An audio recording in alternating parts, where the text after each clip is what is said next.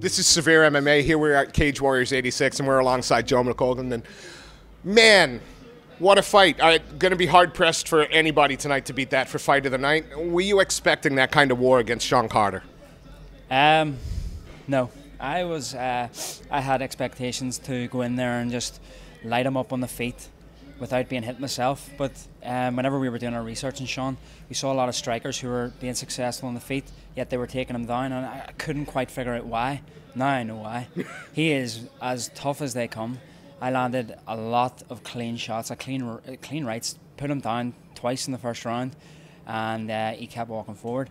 And he's about the only man to walk me forward in a fight. That was tough.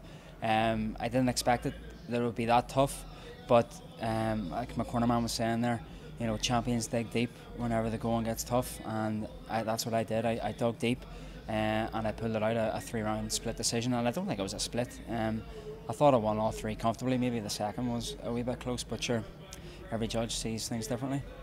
When you're expecting one thing and your opponent presents you some different problems than you were expecting, was there any frustration at all, or how did you feel? Yeah, a lot of guys will get frustrated. I would have got frustrated if this was last year when I fought Arnold Cuero. I got hit once and then I got frustrated and I tried to knock him out, and you know, I lost that fight, but I learned a lot, and I knew never to make that mistake again. So I didn't get frustrated at all. I knew that this is a fight. People are going to get hit. It's going to be tough. I was prepared to go to the ground. I was prepared to be in scrambles. I was prepared to be out on my feet. I was prepared to do everything, and that's what I did tonight. I did everything that I could to get the finish. Or not the finish, sorry, to get a decision. To get the win. Yeah, to get the win. You said you learned a lot from the loss. This is a win, but I imagine this is a fight that when you go away and get a little chance to look back, there's going to be a whole lot of lessons here as well. Is that a fair? Loads of lessons, but I mean the lessons that I'm learning from that fight, they're all wee small things. Yeah. Like I'm not learning major things about, you know, maybe it was don't lean in too much on my cross, things like that. There should have been a bit more balanced on the feet, like I'm always practicing. But I mean, in my eyes, I'm 5-0 as a pro. I mean, that loss to Arnold Cuero was, I thought I won that fight. I mean, it was a close split decision. It was my third fight against someone who had 20 fights, you know, and like, I mean, it was so close. I consider myself 5-0 here, and I'm looking at the top of the leaderboard in the lightweight division. I'm looking at Fishgold, I'm looking at Stapleton, Soren Bach, for the fight to Soren Bach, he didn't win it, and this fella Jacobson. So I mean, they're the top 4 lightweights in the Cage Warriors division. 4 handy fights for me. That one of those happy to be your next one? I mean, I know Chris is defending it. They're all fighting in October here.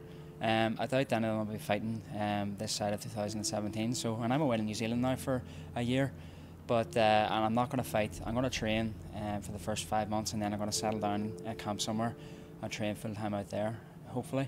And you know, they'll fly me back to take on the title if they want. I'll come back. A year in New Zealand, but then back out to these shores. Yeah, I'll come back. Yeah, so I have a job as well that I've got a career break from. So I'll take a year out, a year to do whatever I want with my girlfriend, enjoy ourselves and train. Maybe take a couple of fights.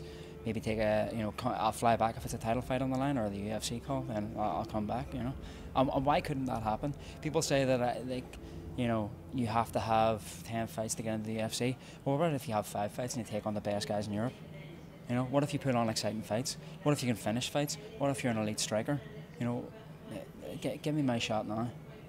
Joe, it was a hell of a performance against a well-respected, tough Sean Carter. You've said very clearly you consider that you are in the mix now for the title.